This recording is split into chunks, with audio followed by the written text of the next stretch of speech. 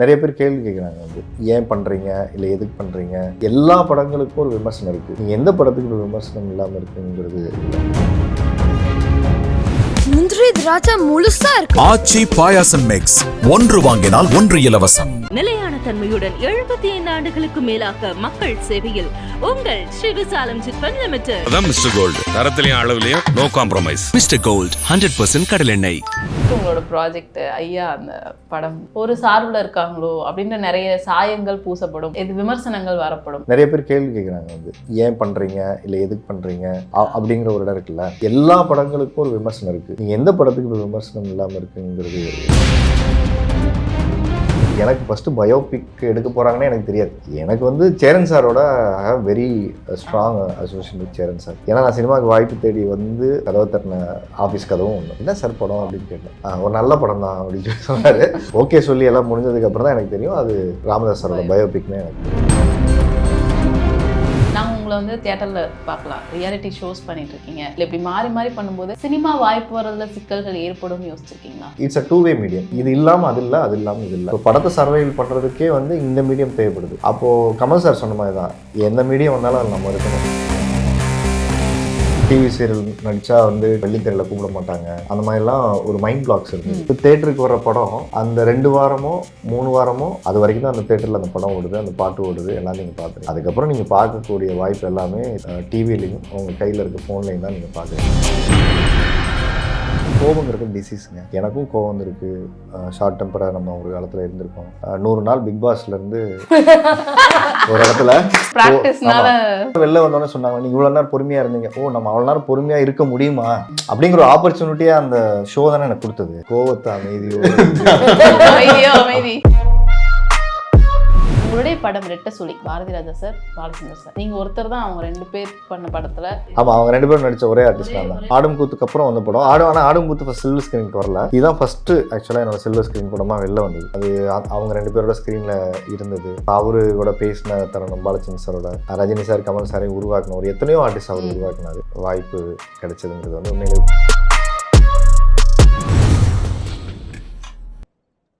Little tax நேயர்களுக்கு வணக்கம். இன்னைக்கு நம்ம கூட இந்த கான்வர்சேஷன்ல கிம்ச்சி தோசா டீம் தான் இருக்காங்க. ஸோ வணக்கம் எல்லாருக்கும். எப்படி இருக்கீங்க?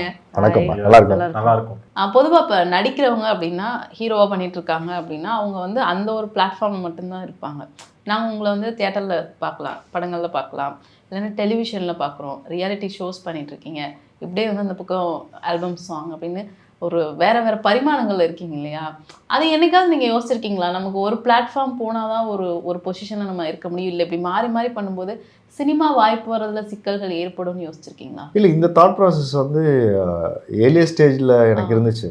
ஏன்னா நான் அப்போல்லாம் டிவி சீரியல் நடித்தா டிவியில் போய் நடித்தா தேட்டருக்கு வர படங்களை கூப்பிட மாட்டாங்க, வெள்ளித்திரையில் கூப்பிட மாட்டாங்க, அந்த மாதிரிலாம் ஒரு மைண்ட் பிளாக்ஸ் இருந்தது. அதனாலே நிறைய வாய்ப்புகள் வரும்போது நோ சொல்லிவிட்டு நம்ம படம் பண்ண வந்திருக்கோம், படம் மட்டும்தான் நம்ம செய்யணும், வேறு எதுவுமே நம்ம டைவர்ஷன் ஆகக்கூடாது. எனக்கு பிஸ்னஸ் பண்ண வாய்ப்பு வந்துச்சு. நான் ட்ரெயினாக இருந்தனால எனக்கு ஒரு ஜிம் எனக்கு காசு இன்வெஸ்ட் பண்ணி பார்த்துக்குங்க, நீங்கள் ஒர்க்கிங் பார்ட்னரை மட்டும் வாங்கன்னு கூப்பிட்டாங்க. ஸோ இது எதையுமே நான் எடுத்துக்கல. ஏன்னா நம்ம அதில் போய் லாக் ஆகிட்டோன்னா நம்ம போகிற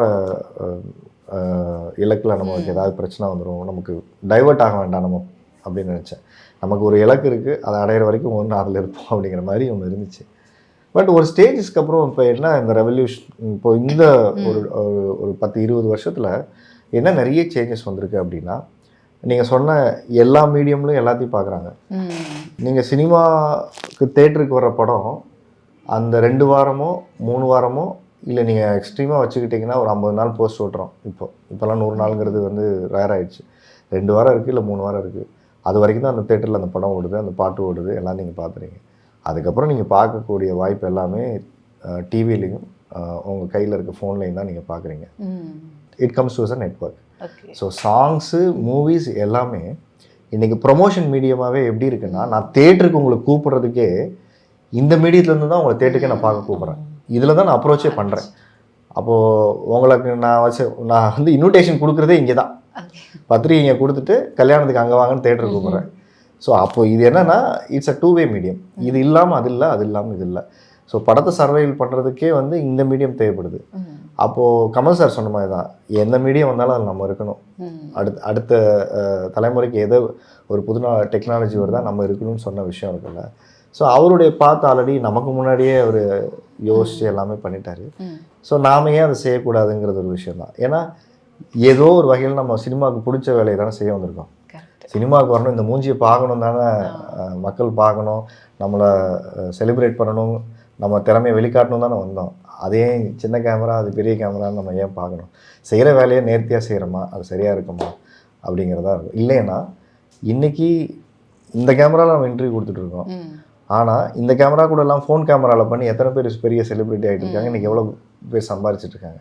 ஸோ இங்கே கேமராலாம் முக்கியமே இல்லை, அந்த ஒரு பெரிய மித்தெல்லாம் உடஞ்சி போச்சு. ஸோ இன்றைக்கி வந்து நீ என்ன திறமையோடு இருக்க, உன்னை எப்படி நீ ஒரு இடத்துக்கு உன் திறமையை வெளிக்காட்டுற. So how to brand yourself, how to sell யுவர் டேலண்ட், இந்த ரெண்டு தான் இன்றைக்கி வந்து உங்களை ஒரு இடத்துக்கு மார்க்கெட்டில் நிற்க வச்சுருக்கு. அதனால தான் இன்றைக்கி எவ்வளோ பெரிய ஸ்டார்ஸ் கூட, அதாவது சோஷியல் மீடியாவில் இருக்கக்கூடிய உங்களை கூப்பிட்டு ஒரு இன்டர்வியூ கொடுக்குற இடத்துக்கு வந்திருக்குல்ல, முன்னாடியெல்லாம் வரமாட்டாங்க. ஸோ எங்கே கனெக்டடாக இருக்காங்க, பப்ளிக் எங்கே மக்களோட தொடர்பில் இருக்காங்களோ அங்கே ஒரு இடத்துக்கு யாராக இருந்தாலும் வந்து தான் ஆகணும். அது நான் இல்லை, இதுக்கப்புறம் இன்னொரு மீடியம் வந்துச்சுன்னா அங்கேயும் நம்ம ஒரு இடத்துக்கு பப்ளிக் அதுக்கு சப்போர்ட் பண்ணாங்கன்னா, மக்களுக்காக தானே பாட்டு படம் எல்லாம் எடுக்கிறோம், எல்லாமே ஒன்று தான். ஆனால் அந்த பேர் தான் வேற வேறு வச்சுருக்கோம் அப்படின்ற மாதிரி தான் இருக்குது. அண்ட் சார் படமும் பார்க்கும்போது நெக்ஸ்ட் உங்களோட ப்ராஜெக்ட் ஐயா அந்த படம் இருக்குது. ஸோ என்னென்னா இப்போ பொதுவாக வந்துட்டு பயோபிக் எல்லாருமே பண்ணுறாங்க அப்படின்னா, நமக்கு முன்னாடி வாழ்ந்த தலைவர்களை வச்சு ஒரு பயோபிக் பண்ணுறாங்கன்னா அது பெரிய டாக்காக இருக்காது, பண்ணுறாங்க அப்படின்னு இருக்கும். பட் இப்போ கரண்ட்டில் அவரை வச்சு நீங்கள் பண்ணுறீங்க, அவரோட வாழ்க்கை வரலாறு எடுத்து பண்ணுறோம் அப்படின்றப்போ ஒரு சார்பில் இருக்காங்களோ அப்படின்ற நிறைய சாயங்கள் பூசப்படும், கண்டிப்பாக இது விமர்சனங்கள் வரப்படும். அதை எப்படி பார்க்குறீங்க நீங்கள்? இப்போ கூட நீங்கள் இப்போ ஆந்திராவில் வந்து பார்த்தீங்கன்னா இவர் சந்திரபாபு நாயுடு அண்டு நீங்கள் வாழ்ந்தவங்களுடைய பயோபிக் வந்து நிறைய நேரங்கள் படமாக்கப்பட்டிருக்கு. வேர்ல்டு வைடு வந்து நிறைய போயிருக்கு. செரீனா வில்லியம்ஸோட கதை வந்து உங்களுக்கு படமாக்கப்பட்டிருக்கு. ஜெயலலிதா சார் நிறைய பேர் வந்திருக்கு. இல்லை வாழ்ந்தவங்க, வாழ்ந்துட்டு இருக்கவங்களுடைய ஸ்டோரிஸும் நிறைய படமாக்கப்பட்டிருக்கு. இப்போ கபில் தேவ் சாரோட பயோபிக் வந்திருக்கு, தோனி வந்திருக்கு. ஸோ அது மாதிரி நிறையா நம்ம ஊர்லேயும் எடுக்க ஆரம்பிச்சிட்டாங்க. பட் இது பொலிட்டிக்கலாக ஒரு பயோபிக் அப்படின்னு வரும்போது இப்போது ரீசெண்டாக ஒரு வெப் சீரிஸ் ரிலீஸ் ஆகிருக்கு, ஆதி நடித்தது. So Chandrababu Naidu and YSR அவங்க அந்த டைமில் எந்த காலகட்டத்தில் எப்படி இருந்தாங்க, எப்படி பண்ணாங்கன்னு. ஸோ இது மாதிரி இந்த ராமதாஸ் ஐயாவோட பயோபிக் அப்படின்போது எனக்கு ஃபஸ்ட்டு பயோபிக் எடுக்க போகிறாங்கன்னு எனக்கு தெரியாது. எனக்கு வந்து சேரன் சாரோட I have very strong association with Cheran sir. ஏன்னா நான் சினிமாவுக்கு வாய்ப்பு தேடி வந்து வாய்ப்பு கேட்ட கதவை தட்டின ஆட்களில் சேரன் சாருடைய ஆஃபீஸ் கதவும் ஒன்று.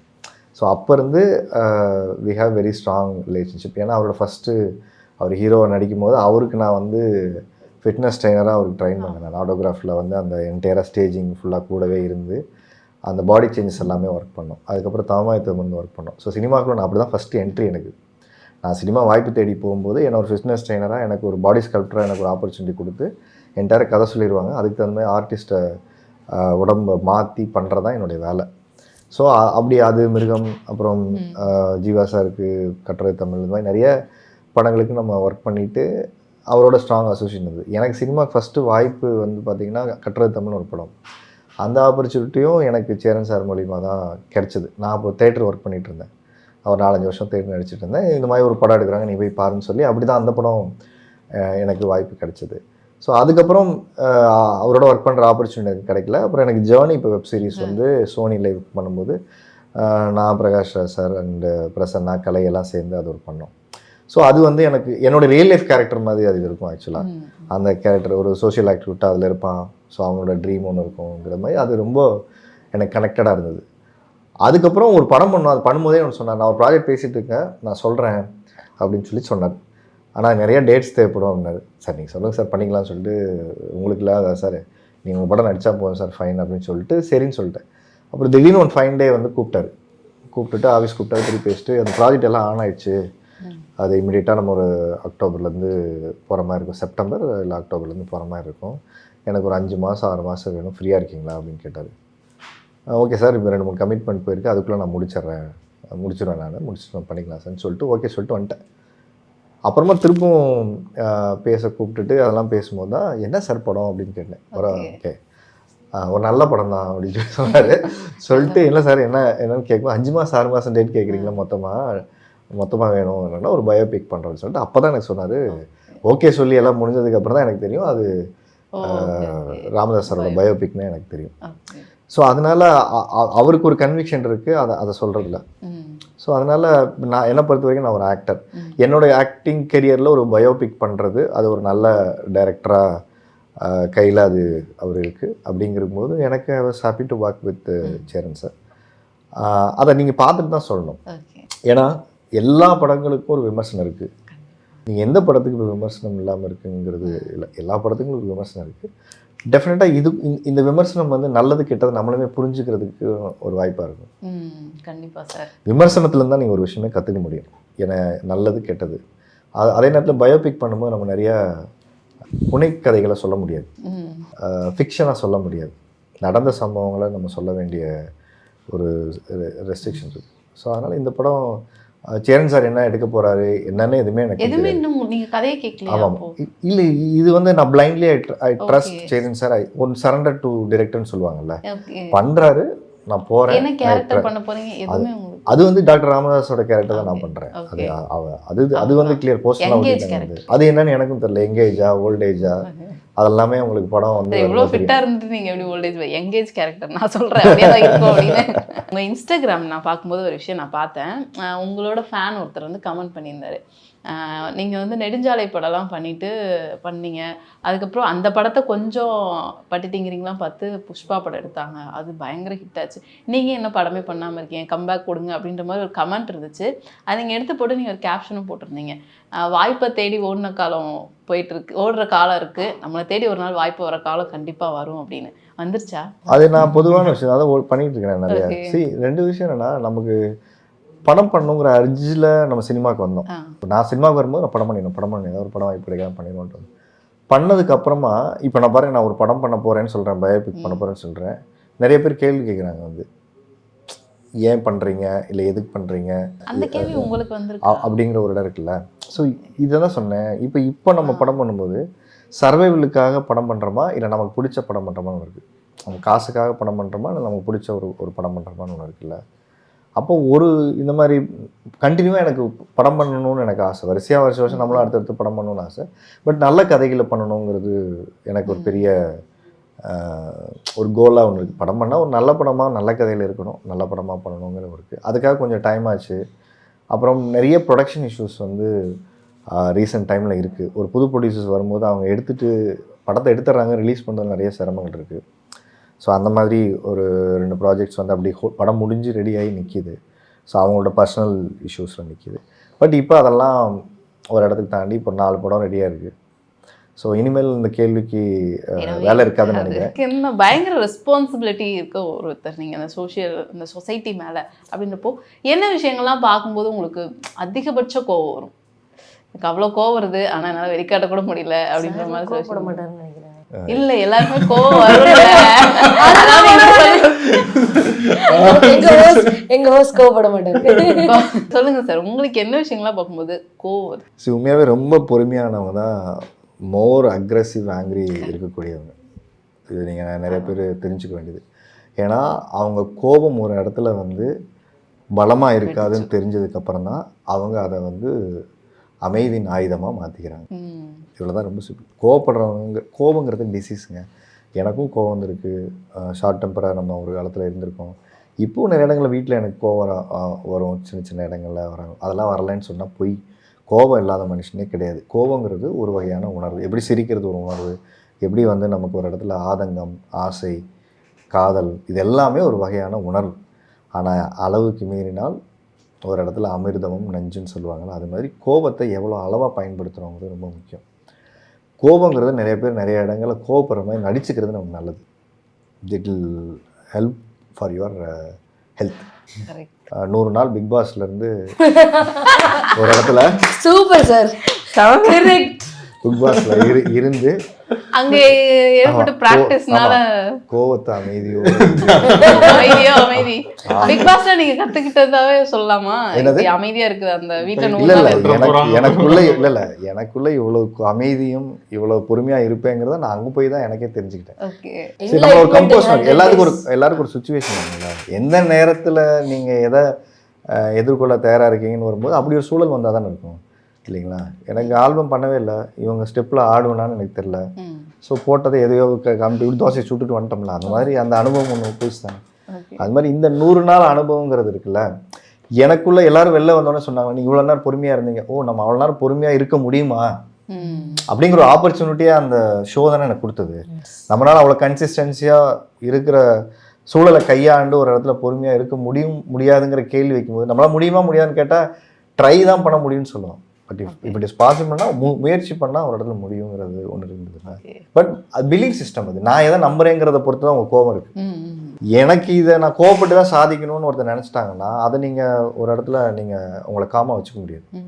ஸோ நான் என்னுடைய சக்ஸஸாக நான் பிலீவ் பண்ணுறதுங்கிறது வந்து நான் எதை நம்புறேங்கிறத வச்சு தான் அது இருக்குது. நான் கோபத்தை நம்புறேன்னா அமைதியை நம்புறேனான்றது. ஸோ காந்தி அமைதியை நம்பினார், அதனால தான் அகிம்சையை எடுத்துக்கிட்டாரு. சுபாஷ் சந்திர போஸ் வந்து ஒரு இடத்துல அடித்தவனை திருப்பி நம்ம எதிர்த்து அடித்து வரணும்னாரு, அதை அவருடைய பலமாக அவர் பண்ணார். ஸோ ஒரு நாட்டுக்கு இது ரெண்டுமே தேவை. நம்மளை அடித்தா திருப்பி அடிக்கிறதுக்கு நமக்கு தயாராகவும் இருக்கணும். அதே நேரத்தில் இப்போ நம்ம அமெரிக்காவை ஹேண்டில் பண்ணுறோம் பார்த்தீங்களா, நீ என்ன வேணால் பேசிட்டு போ தம்பி, எங்கள் கண்ட்ரியை எப்படி வழி நடத்தணும், எங்களுக்கு பாலிசி பிரின்சிபல்னு ஒன்று இருக்குல்ல, நீ 50% டேக்ஸ் போட்டேன்னா கூட நாங்கள் எங்கள் கண்ட்ரிக்குள்ளே எப்படி எங்களை ஒரு இடத்துக்கு டெமோக்ராட்டிக் கண்ட்ரிக்குள்ளே எங்களை எப்படி காப்பாற்றிக்கணும்னு ஒன்று இருக்குல்ல. நம்ம அமெரிக்காவை நம்பி இல்லை, நம்மளை நம்பி இருக்கணும்னு ஒன்று இருக்குல்ல, அந்த செல்ஃப் கான்ஃபிடன்ஸ் இருக்குல்ல, அது ரொம்ப முக்கியம். அது ரொம்ப முக்கியம் கண்டிப்பாக சார். ஸோ நிறைய விஷயம் நான் தான் சொன்னேன் ஆரம்பத்தில், இவகிட்ட இருந்து நம்ம கற்றுக்க வேண்டியது நிறைய இருக்குன்னா, நான் பேசினா பேசிக்கிட்டே இருக்கலாம் இல்லையா சார்? ஆனால் கம்மியாக டைம் கொடுத்து என்னை பேச விட மாட்டேன். ஆனால் நான் ஃபைனலி ஒரே ஒரு கொஸ்டின் உங்ககிட்ட நான் கேட்கணும். உங்களுடைய படம் ரெட்டை சுழி, அந்த படத்தில் வந்து பார்த்தீங்கன்னா பாரதி ராஜா சார், பாலச்சந்தர் சார், எனக்கு தெரிஞ்சு அதுவும் நீங்கள் ஒருத்தர் தான் அவங்க 2 பேர் பண்ண படத்தில். ஆமாம், அவங்க 2 பேரும் நடித்த ஒரே ஆர்டிஸ்ட் நீங்கள் தான். அப்படின்றப்போ ஐ திங்க் அது உங்களோட மூணாவது படம் இல்லை. அது எனக்கு ஆக்சுவலாக ஆடும் கூத்துக்கு அப்புறம் வந்த படம். ஆடும் கூத்து ஃபர்ஸ்ட் சில்வர் ஸ்க்ரீனுக்கு வரல, இதுதான் ஃபர்ஸ்ட் ஆக்சுவலாக என்னோட சில்வர் ஸ்க்ரீன் படமாக வெளில வந்தது. அதுவே ஒரு ப்ரைட் இல்லை, ஏன்னா அந்த பெரிய லெஜெண்ட்ஸ் 2 பேரும் ஒரு படத்தில் அதில் நீங்கள் தான் பண்ணியிருக்கீங்க, நீங்கள் ஒரு ஆள் தான். அப்படின்றப்போ கற்றுக்கிட்டது சினிமா பற்றி நீங்கள் கற்றுக்கிட்டது அவங்கக்கிட்ட? எனக்கு ஃபஸ்ட்டு படம் பார்த்தீங்கன்னா ஒரு டிவி சேனல் சார், இங்கிட்டு சேரன் சார், நவ்யா நாயர், அதுக்கப்புறம் பிரகாஷ் ராஜ் சார், அவங்களோட நடிக்கிற வாய்ப்பு. அது வந்து best Tamil regional language national award வாங்குச்சு. ஸோ அது எனக்கு தேட்டருக்கு வரல. அதுக்கப்புறம் எனக்கு சங்கர் சாரோட ப்ரொடக்ஷன், இவங்க 2 பேர் நடிக்கிறாங்கிறது ஒரு பெரிய ஆப்பர்ச்சுனிட்டி. ஸோ அதை தான் சொன்னேன், அது லைஃப் லாங் அதை செரிஷ் பண்ணிக்கலாம். சினிமாவுக்கு வந்து நம்ம என்னெல்லாம் நம்ம சாதித்தோம் அப்படிங்கிறத விட நமக்கு இந்த சினிமா என்ன கொடுத்துச்சுன்னு ஒன்று இருக்குல்ல. ஸோ அது பிளெஸ்ஸிங். அது அவங்க 2 பேரோட ஸ்க்ரீனில் இருந்தது. ஸோ அவரோட பேசின தருணம், பாலச்சந்திரன் சாரோட, ரஜினி சார், கமல் சாரையும் உருவாக்கின ஒரு எத்தனையோ ஆர்டிஸ்ட் அவர் உருவாக்கினார். ஸோ அவர்கிட்ட பேசி நடிக்கிற அந்த வாய்ப்பு கிடைச்சதுங்கிறது வந்து உண்மையிலேயே பெரிய பிளெஸ்ஸிங் வந்து கெரியரில். அது ஒன் ஆஃப் த மெமரிஸ்ன்னு சொல்லுவாங்கள்ல. ஸோ அது வந்து எனக்கு அந்த படத்தில் கிடைச்ச விஷயம். ஐஸ்வர்யா ராய் வந்து ஆடியோ லான்ச்சுக்கு வந்தாங்க. ஸோ அவங்களோட ஸ்டேஜில் அவங்க உட்காந்து பேசிட்டு வந்த தருணம், அந்த ஃபோட்டோலாம் இன்னும் இருக்குது. ஸோ அது வந்து ஒரு ஸ்வீட் மெமரிஸ் அந்த படம் வந்து. ஸ்ட்ரீட் டாக்ஸ் பற்றி எல்லாருமே பேசிகிட்டு இருக்காங்க, 2 தரப்பினர், வேணும் வேண்டாம், சப்போர்ட் பண்ணுறவங்க பண்ணாதவங்க. உங்களோட ஒப்பீனியன் என்ன, பர்சனல் ஒப்பீனியன்? ஸ்ட்ரீட் டாக்ஸை பற்றி பர்சனல் ஒப்பீனியன் என்ன கேட்டிங்கன்னா,